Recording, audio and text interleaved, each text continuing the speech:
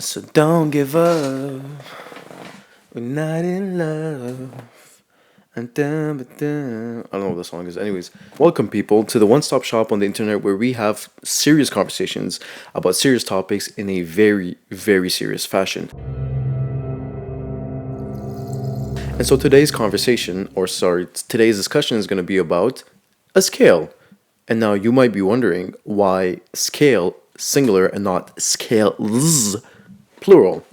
And well, I just because we're gonna talk about one scale only. Anyways, but before we do that, let's talk about scales plural.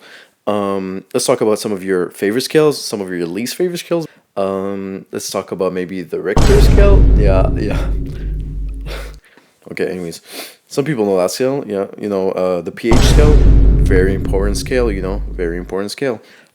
Maybe if you're a bit of a music whiz, a bit of a music buff, pentatonic scale, maybe that rings a bell. The blues scale, maybe that one also rings a bell. The minor scale, the major scale.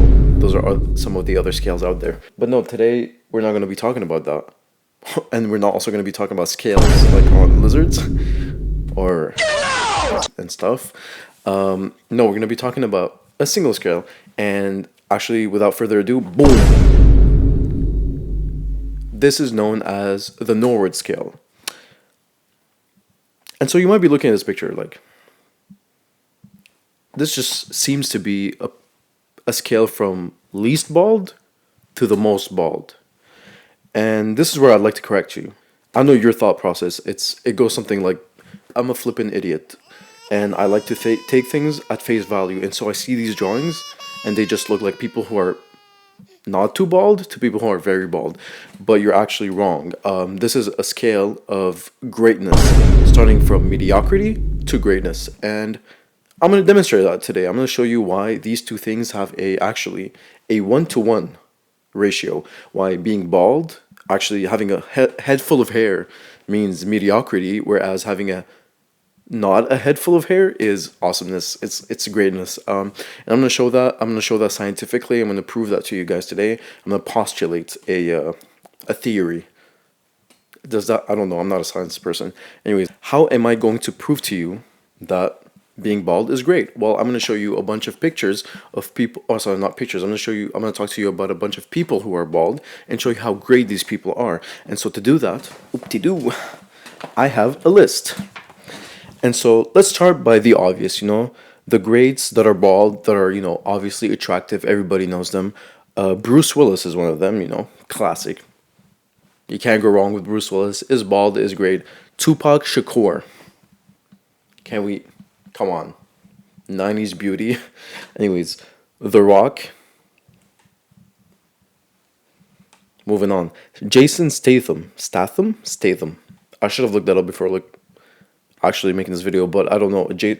We all know him. He's a staple in the bald community, but those are some of the conventionally attractive people that also are bald, which is also something that happens a lot, being bald and attractive. But let's talk about some of the greats, and but what I mean by greats, some of the greatest people on earth. Okay, I'm gonna start off with Charles Darwin. Actually, you might be familiar with Charles Darwin, the father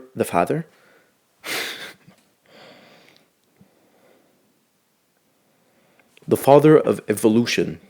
And if the father of evolution, the man himself, tells you that, no, he shows signs of baldness and is bald, that means something, and that means something.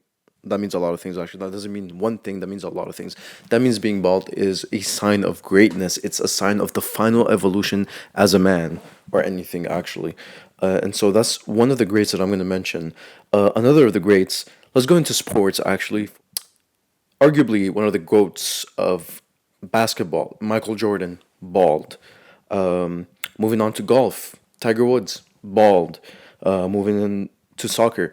Now you might think, well, Messi or Ronaldo aren't bald, but you're wrong. They're not the goats. We all know that. I'm Henry in the Champions League. It's on me if I stand on street. Okay, anyways, Thierry Henry, bald. Moving on to F1, if you're a fan of the F1, Lewis Hamilton, not bald, but that hairline speaks volumes, and there's a reason for that because he's great. I think that's rounds out the important sports. If I've missed a sport, let me know in the comments down below. Because I'm sure there are other goats of sports that are bald. And now we're gonna move on to some goats, personal goats of mine. Abbas Kiarostami, bald, goat. Look him up. And now let's move to people with hair, actually. And this is where my conclusion comes. Well, no, this is not my conclusion. This is towards the end of my theory. People with hair. I'm gonna name some few people, and there's no correlation here whatsoever. They're just random people that I picked that also happen to be somewhat famous. First person, Jeffrey Dahmer, head full of hair. If you're not familiar with him, good. Let's keep it that way. Second person, also no correlation whatsoever. Charles Manson, also head full of hair. Horrible guy. I didn't know him personally, but like horrible guy. Also third person, no correlation. John Lennon. I will not speak further. And so that wraps up the people with hair, and that kind of proves my point, right? This is completely scientific, by the way. You don't need to look into it whatsoever. The proof is in the pudding, as this expression goes. And so you would think that my argument comes to an end here, and that was my conclusion, the conclusion to my thesis. But no, in fact, I have one final argument that ends all debate and brings to attention the greatness of being bald. The greatest man right now on this planet, alive at this moment, some might refer to him as Sunshine, as Pookie, LeBron James. You're not fooling anybody. We've seen the pictures, we've seen the videos, we've seen the tapes. You are bald, okay? You might try to hide it, but we know you are bald. You might try to swing the other way. You are bald, and that is part of the greatness. The greatness that is LeBron James right now, bald. There you go.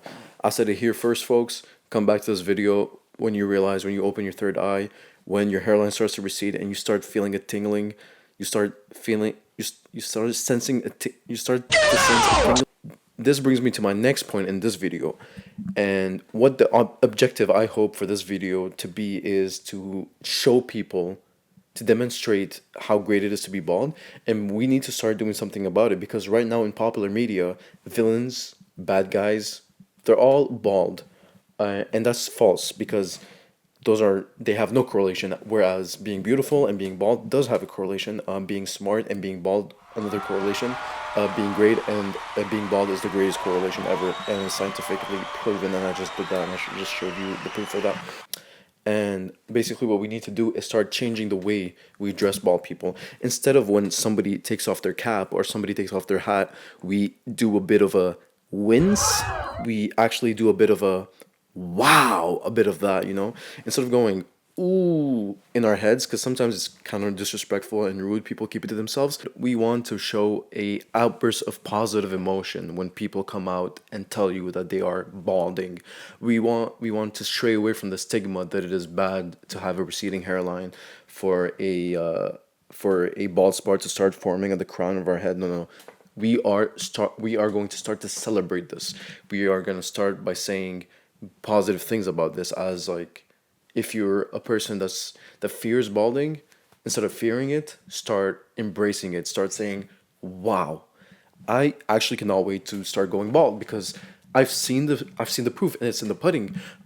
People who are bald are also great, and I want to be great, because duh, everybody wants to be great, and to be great, you have to be bald. Damn, I sure wish I could start as early as possible." So yeah, basically, you've seen the scientific postulations, you've seen the proof, you've seen the theory. It all makes sense. I hope by the end of this video that you've now awakened your blind spot. Actually, I hope you've awakened the blind spot in the what blind spot?